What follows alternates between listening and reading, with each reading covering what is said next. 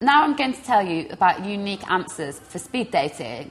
Obviously, when you go speed dating, it's nice to ask unique questions and answer them uniquely. Like, a bad example is kind of, what do you do for a living? How old are you? Where are you from?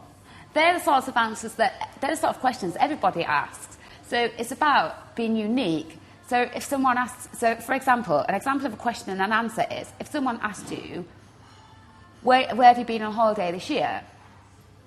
You could say, well, I've been to Australia this year, and when I was in Australia, I climbed the Harbour Bridge, which is a very good experience. And if you explain that, if you explain that to the person you're talking to, it gives them something to ask you. So it's kind of a free-flowing conversation. So again, another example is, where did you go on holiday? I went to Las Vegas, and I skywalked across the Grand Canyon. That's a very unique answer, and not many people will have that answer to say.